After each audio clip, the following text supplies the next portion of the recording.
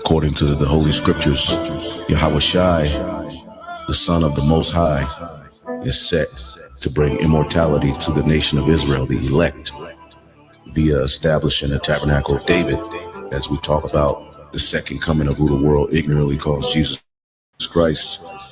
He is coming to take down this current world ruled by Esau, Edom, and establish a righteous kingdom, which is synonymous with the throne of David. That's scriptural, which is a government that's going to run this world in righteousness. After this manner therefore pray ye, Our Father, which art in heaven, hallowed be thy name. Thy kingdom come, thy will be done, in earth as it is in heaven. Give us this day our daily bread, and forgive us our debts, as we forgive our debtors. And lead us not into temptation, but deliver us from evil. For thine is the kingdom, and the power, and the glory forever. Amen.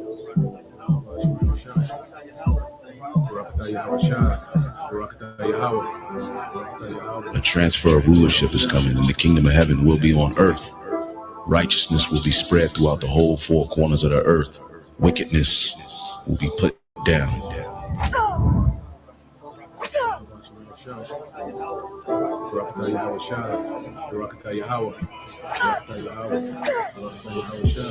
Eternal life. That's what's promised to the elect. All right, all Israel, but it starts with the elect. And that's how the earth will be governed by immortals, perfect angelic forces who are going to come down and rule on earth.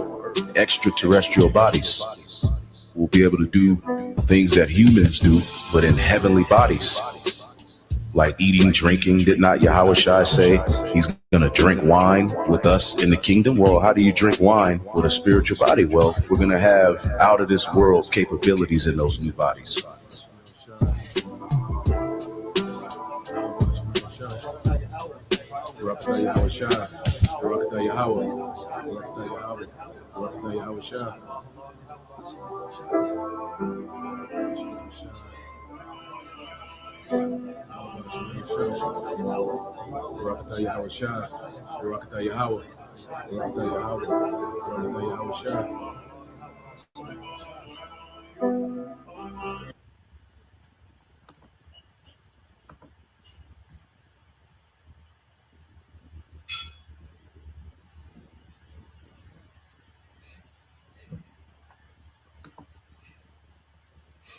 All right. Shalom. First and foremost, I would like to give all praise and glory unto Yahweh Bahashem, Yahweh Shai Bahashem, Rakakadash, and double honors unto the apostles and the elders of GMS who rule well, teach well, being great examples towards younger brothers, and peace and blessings and salutation to the hopeful lake out there pushing his word and truth and this sincerity across the four winds in the name of Yahweh Bahashem Yahweh Shai, pushing to get up out of here. Shalom to the hopeful leg, the believers, the listeners, whom have came back to the obedience of the scriptures through faith in Yahweh Bashim Yahweh Shai. All right, and what I want to get into today, is dealing with a war with Amalek from generation to generation. Okay, which this was declared by the Heavenly Father in the book of Exodus, which we'll get into, that he will have war, all right, with Amalek from generation to generation.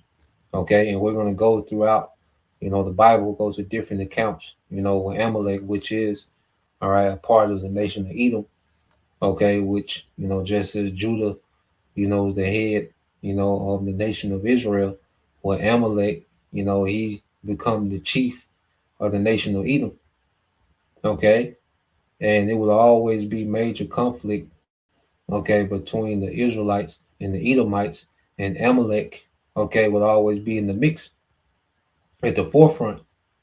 Okay, they would always be in the forefront, all right, when it came to this rivalry between, all right, the nation of Israel, all right, and Esau, these Edomites. Okay, so let's go here, because dealing with prophecy, okay, as the Lord, you go throughout the Bible, the Lord of some need devil's rulership up, okay, in one precept. Okay, when you go to Numbers 24 and 20, which is a heavy chapter. All right, we'll just read Numbers 24 and 20 says, and when he looked on Amalek, he took up his parable and said, Amalek was the first of the nations, but his latter end shall be that he perish forever. Okay, so Amalek, all right, as the scripture says, should be the first of the nations, and it was the first of the nations to attack, Israel, as we were coming out of Egypt. Okay, it was the first amongst the Edomites to become a superpower in the earth under the Greeks, to have an empire, and to be over other governments of the earth. Okay, and then in this time, Amalek is at the forefront of the nations today. Okay, when you look at these elite bankers, these oligarchs that run the earth, well, these nations answer to Amalek. All right, it's his banking system that runs the world.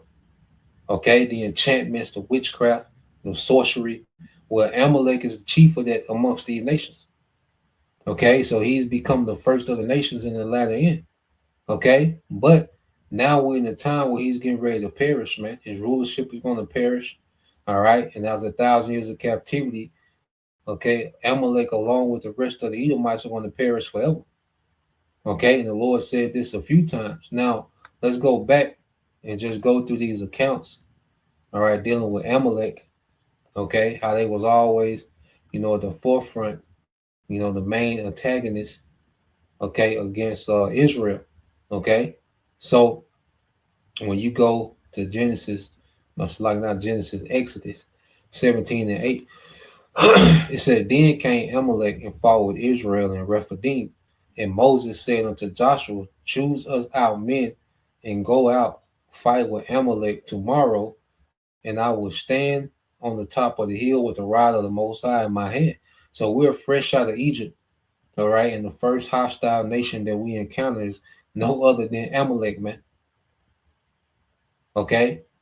So when you go here, keep reading on. So Joshua, okay, when she was under Moses, Joshua was a captain, the host at the time, all right, and he would become, the leader of all Israel after the death of Moses.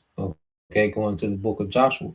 So Joshua did as Moses, all right, had said to him, and fought with Amalek, and Moses, Aaron, and Hur went up to the top of the hill. And it came to pass when Moses held up his hand that Israel prevailed. And when he let his hand down, Amalek prevailed. But Moses' hands were heavy, and they took stones and put it under him, and he sat thereon, and Aaron and Hur stayed up his hands, the one on the one side and the other on the, it says, and the other on the other side, and his hands were steady until the going down of the sun. Okay, so as long as Moses, okay, hands was lifted, okay, he was able to lift, his hands, Israel will win. Okay, but his hands kept getting weary and they kept falling, so they came up with a strategy. Well, look, we gotta keep Moses' hands up. Okay, and Moses, which he was the head, the chief. All right, and then Moses, he was the standard. He represented the standard. The law came, from Yahweh Bashim al Shah through Moses. Okay, so long as that standard was lifted, all right, which is likened unto a banner, which is going to go into it. We're tied into prophecy. Okay, but as long as Moses' hands were lifted, we will get the ups, man. Okay, and that's why now in the latter time, as we're, exalting Yahweh Bashim al Shah in the earth, we're beginning to get the ups on this devil, man. All right, to where everything is working against this nigga, man. Exodus 17 and 13, it says, and Joshua discomfited Amalek and his people with the edge of the sword. And the Lord said unto Moses, write this for a memorial in a book and rehearse it in the ears of Joshua, for I will utterly put out the remembrance from Amalek from under heaven, man, which is in the earth, man. So it's the second time the Lord done said, look, I'm going to put out the remembrance of Amalek from under heaven, man. Okay, and that's the rest of you Edomites included. But Amalek is the one that keeps up the most havoc amongst these Edomites, man. It's gonna be Amalek that's gonna start this third war. It's gonna be Amalek that's gonna start this third war, man. So it's Amalek that keeps up the most havoc amongst, all right, the the nations of the earth, man. You know, and the Lord singles Amalek out, man. Is putting them out of remembrance, man, because it's their wicked influence that runs the earth, their witchcraft and their sorcery, man. Okay, their money magic. Okay, they're behind all these wars of the earth, man. You know, so the Lord has said a second time that He gonna put the remembrance of Amalek from under heaven, man. Verse Exodus 17 and 15 says, and Moses built an altar and called the name of it Yahweh Nasa, all right, which is Yahweh is my banner. Okay, let's go into it real quick. Just to get it. All right. So it's two words, as you can see the word Yahweh. All right. And then you got uh Nasayah. All right. Nasayah, Yahweh Nasayah. Okay. Which is what? Yahweh is my banner. Okay. Now, let's keep reading. It says, and Moses built an altar and called the name of Yahweh Nasa. For he said, because the Lord Yahweh Bashem shall have sworn that the Lord will have war with Amalek from generation to generation. Okay, so there will be a ongoing, all right, war. And feud with Amalek. Now Amalek can't, okay, affect. He's not able to directly attack the Most High. Okay, that's not even that's not even possible. Okay, that's something they can't even begin to do. But what do? Amalek, they destroy creation, all right, and they destroy the Lord's people. Okay, they're always an antagonist. Okay, and they're always in opposition. Okay, and plotting and scheming on the Lord's people, man. Okay, so when you go here, all right, when you go to do the running, and the Lord is always calling these niggas out, man. Even before it do the running me, let me get that in.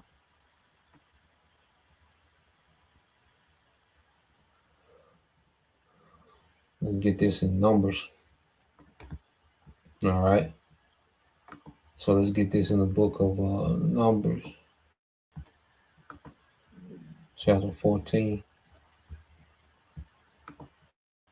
So you go to Numbers 14 and 40, start at 49. So this is when the Lord had Moses to cuss Jake out, man. To rebuke Jake for being cowards and not having faith in Yahweh Bashem Shai when it was time for them to go into the land of Canaan. You know, and Jake, went Moses sent out those spies. All right, and only Caleb, came back with a report of faith, saying that look, let's go take that land. The Lord promised it to us. Okay, so Caleb came back, with a faithful report, and trusting in Yahweh Bashem Shai. And the Lord, said Caleb, his spirit different, but these niggas, man, these niggas not going to see the land. Okay, so Moses is rebuking them niggas, and Jake is hurt in their feelings. So they like, well, we just gonna go to war then. Nigga pouting, emotional. So nigga like, man, we just gonna go anyway. But nah, the Lord already said what he said, that look, y'all niggas not gonna see the land. And y'all failed the test. Okay, so Jake, they want to go and try to take the land anyway. Okay, but guess who's there with the people of Canaan? So you go to Numbers 14 and 39. It says, Moses told these sayings unto all the children of Israel, and the people mourned greatly. And they rose up early in the morning and got them up into the top of the mountain, saying, lo, we be here, and we will go up unto the place which the Lord have promised. All right, for we have sinned. And Moses said, wherefore now do you transgress the commandments of the Lord? All right, but it shall not prosper. And so Moses like, look, y'all can't go now. Y'all, the Lord already said what he said. Y'all ain't got no faith. The Lord ain't gonna be with y'all, man. It says, go not up, for the Lord is not among you, that you be not smitten before your enemies. for the Amalekites and the Canaanites. You see how intertwined Esau is with these goddamn Canaanites. As you go back to Genesis 35, or where you see Esau, all right, he marries into, okay, these Canaanites. He has two Canaanite wives, man. Okay, and you see, you get down to Numbers, all right. Amalek is heavily into Canaan, man.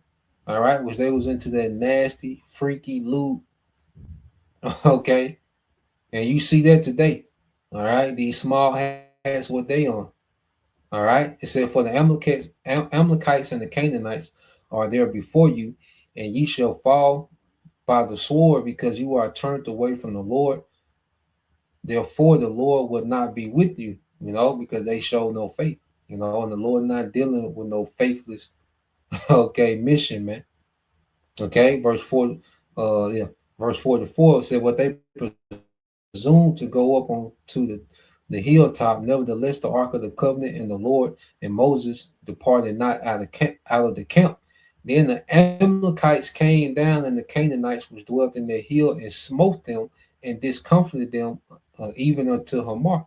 All right, so Jake, they got overwhelmed. All right, and it was Amalek and these Canaanites. Was because the Lord wasn't with that mission, man. Okay, because they had already failed the test. Okay, but just to show, you see these Amalekites, all right, are right here with these Canaanites, man. Show you that connection. Okay, so um, let's go from there.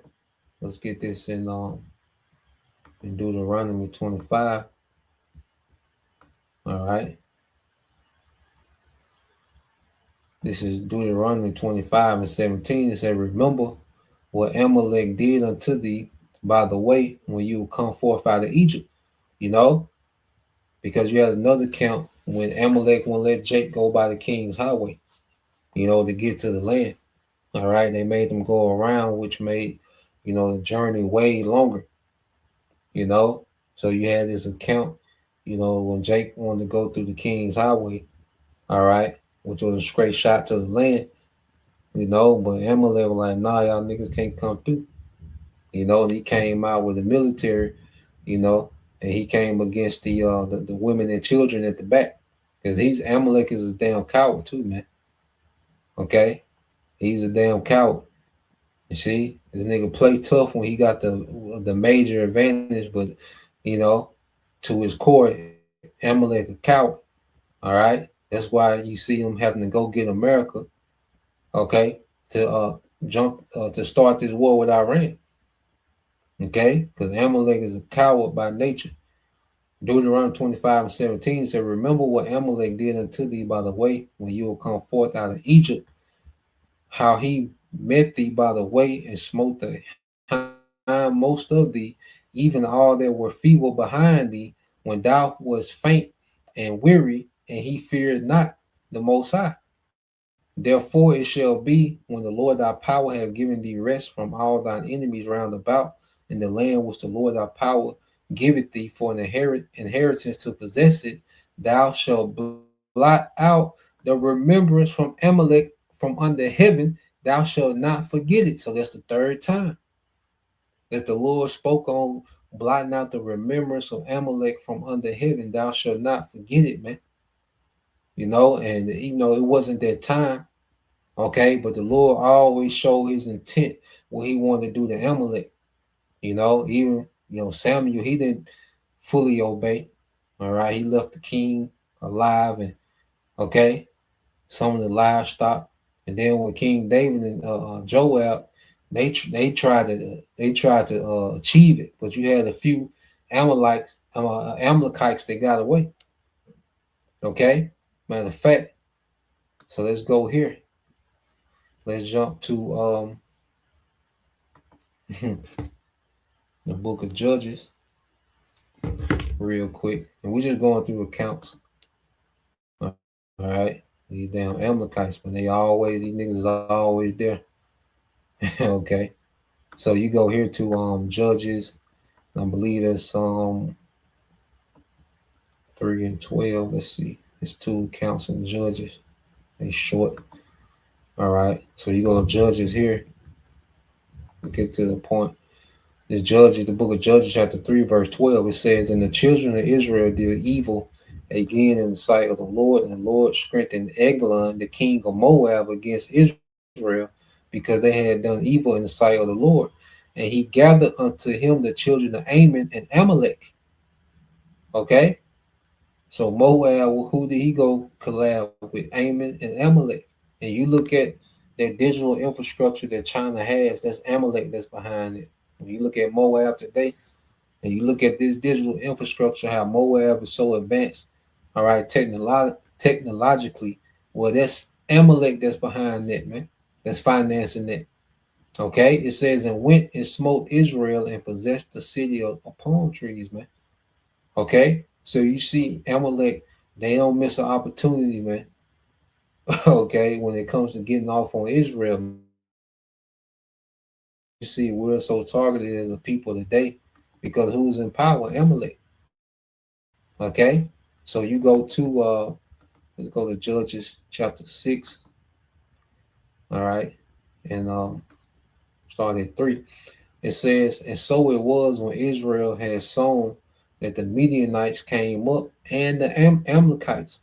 So now they done linked up with the Midianites, which are descendants of Ishmael, okay, came up and the Amalekites, all right, and you see Esau has been clicked tight with them Ishmaelites in the Arabian Gulf, Saudi Arabia, Qatar, all right, the UAE, all right, Kuwait, all that infrastructure and that money, that revenue that flows through those Gulf Arab states. Well, Amalek is behind it.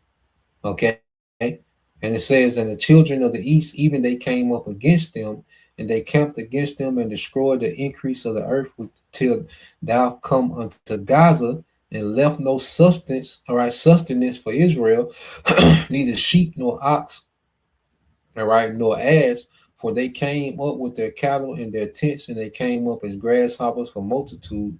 For both they and their camels were without number, and they entered in to the land to destroy it." So they destroyed, the harvest, the livestock of Israel. Okay. And Israel was greatly impoverished because of the Midianites, and the children of Israel cried unto the Lord. Okay. And the Lord would eventually raise up a judge. Okay. And I believe this was Gideon, that will be raised up. Yeah, that will be Gideon. All right. That will raise up and deliver the children of Israel, from the Midianites, man. All right. But Amalek, all right, he's on the scene. This nigga's right there. Okay. And this nigga always needs somebody else too, for the most part, man, because he's a goddamn coward. Okay. So let's go from there. Let's get this in the book of, I believe that First Samuel. All right, let's go here to First Samuel chapter 30. Let's read this.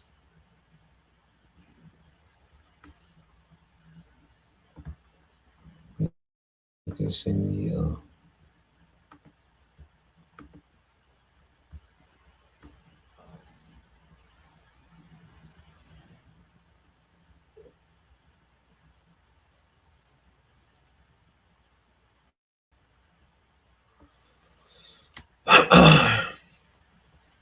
it's the book of First Samuel chapter 30 and 1. It says, 3 days later, when David and his men, I'm reading NLT, when David and his men arrived home at their town in Ziklag, they found that the Amalekites had made a raid into the Negev and Ziklag. They had crushed Ziklag and burnt it to the ground. They had carried off women and children. Okay, goddamn cowards. Like today, they do airstrikes mainly on women and children. Okay, they had carried off women and children and everyone else, all right, without killing anyone. When David and his men saw the ruins and realized what had happened to their families, they wept until they could weep no more. David's two wives, all right, Ahinoam from Jezreel and Abigail, the widow of Nabal from Carmel, were among those captured. David was now in great danger because all his men were very bitter about losing their sons and daughters, and they began to talk of stoning him. But David found strength in the Lord his power, you know. So Jake, was pissed. They felt they was in their feelings, man. You come back and your wives and sons and daughters gone, okay? So they was in their feelings, but King David, he did what he did. He turned to his rock, Yahweh Bashim Al Shah. He did what was work for him thus far. Okay. Then he said to Abathar the priest, "Bring me the ephod." Abiathar brought it. Then David asked the Lord, "Should I chase after this band of raiders? Will I catch them?" And the Lord told him, "Yes, go after them. You will surely recover everything that was taken from you." So David and his 600 men set out, and they came to the brook, all right, Besser. It showed you that David, he would always go to the counsel of the Lord before he made a move. Show you he didn't trust in his own strength and his own might, all right, or his own strategy. He trusted in the Lord. It says, but 200 of the men were too exhausted to cross the brook. So David continued the pursuit with 400 men. Along the way, they found an Egyptian man in the field and brought him to David. They gave him some bread to eat and water to drink. They also gave him part of a fig cake and 2 clusters of raisin, for he hadn't eaten anything he hadn't had anything to eat or drink for 3 days and nights. Before long, his strength returned. To whom do you belong, and where do you come from? David asked him, "I am an Egyptian, the slave of an Amalekite." He replied, "My master abandoned me 3 days ago because I was sick." A wicked nigga, man. A wicked nigga, man. It says, "We were on our way back from raiding the Kerethites in the Negev, the territory of Judah, in the land of Caleb, and we had just burned Ziklag. Will you lead me to this band of raiders?" David asked. The young man replied, "If you take an oath in the Most High's name that you will not kill me or give me back to my master, then I will guide you to them." So he led David to them, and they found the Amalekites spread out across the fields, eating and drinking and dancing with joy because of the vast amount of plunder they had taken from the Philistines in the land, all right, in the land of Judah. So they're partying and celebrating, okay, in their wickedness. They got through stealing and plundering, okay, kidnapping, okay. Show you that these are the same devils today. They celebrate the same thing, okay. It said David and his men rushed in among them and slaughtered them throughout the night and the entire next day until evening. Now it said none of the Amalekites escaped except 400 young men who fled on camels. David got everything the Amalekites had taken, and he rescued, all right, his 2 wives. So King David, they were trying to get rid of these niggas then, okay, but you had 400 young men, all right, who got out of there, okay, but King David and his men, they were trying to blot them niggas out then, okay. It said nothing was missing, small or great, son or daughter, nor anything else that had been taken. David bought everything back. He also recovered all the flocks and herds, and his men drove them ahead of the other livestock. This plunder belongs to David, they said. So the Lord allowed David and his men to get back their families, all right, and also the spoils, okay, of the Amalekites. Okay, so they was able to be enriched. Not only were they restored, all right, but they had got then some. They restored everything they lost and then some. Was what the Lord's getting ready to do to us in this time, man. To restore everything and then some. Okay, so you go back to here.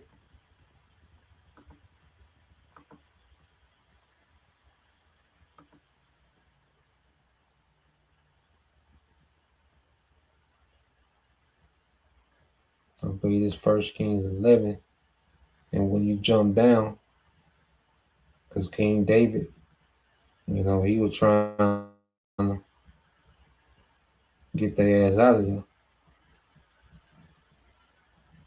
This is First Kings 11 and 15. It said years before David had defeated Edom, Joab, his army commander, had stayed to bury some of the Israelite soldiers who had died in battle.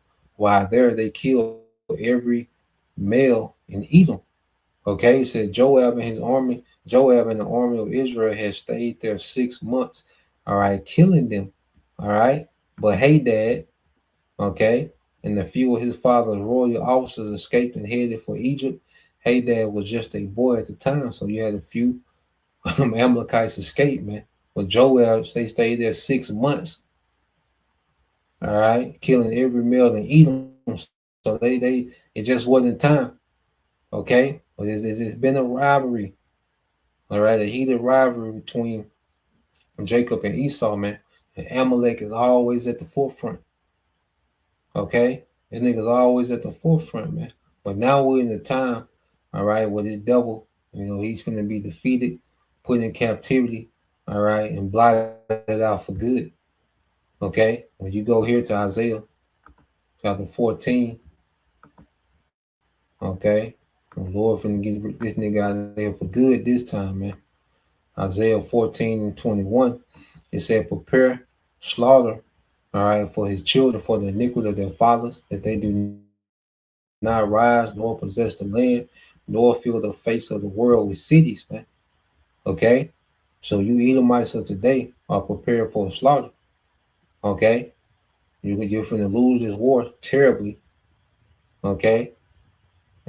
You're finna terribly lose this third world's war. All right? And you're going into captivity. You see? And after 1,000 years, you're going to be eradicated from the earth. Okay? You'll never be able to have, all right, a civilization in the earth again. You see? You'll never be able to fill the face of the world with cities. You'll never have any influence. You won't exist. Okay? It said, for I will rise up against them, said the Lord, and cut off from Babylon the name, the remnant, and son and nephew, said the Lord, Yahweh Bashem Al Shai. Okay?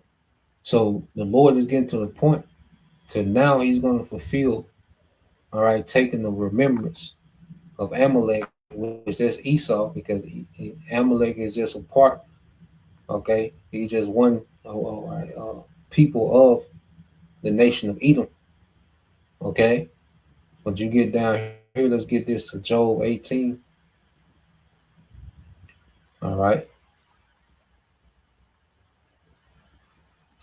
This Job 18 and 16 says, his root shall be dried up beneath, and the bud shall his branch be cut off. And this is utter annihilation. Because if you remove the roots of something and you cut off the branches, it's over with.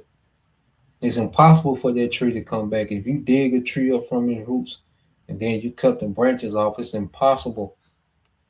Okay?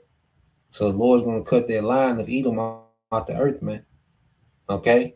By default, it includes Amalek. His remembrance shall perish from the earth. You see? That's letting you know, because who has the Lord said that about all throughout the scriptures? Amalek, man. Which Amalek is just a representative of Esau. Okay? He's the chief tribe. And he shall have no name in the street, man. He's not going to be remembered, man. Okay? It's going to come a time where Esau is not remembered as a people, man. Okay, he says, he shall be driven from light into darkness and chased out of the world. He shall neither have son nor nephew among his people, nor any remaining, all right, in his dwellings. Okay, they that come after him shall be astonished at his day, and as they that went before were frightened. Surely such are the dwellings of the wicked, and this is the place of him that knoweth not the Most High. All right, and there's no one that's more rebellious, okay, then you Edomites, man. And of Esau, you have Amalek, which is the most rebellious, man. All right, but eventually the Lord's going to cut you devils out, man. So that's the point. Lord will, you brothers, all right, and you sisters edify us. And next time I say Shalom, Kwame Mashallah, Bible Ball soon.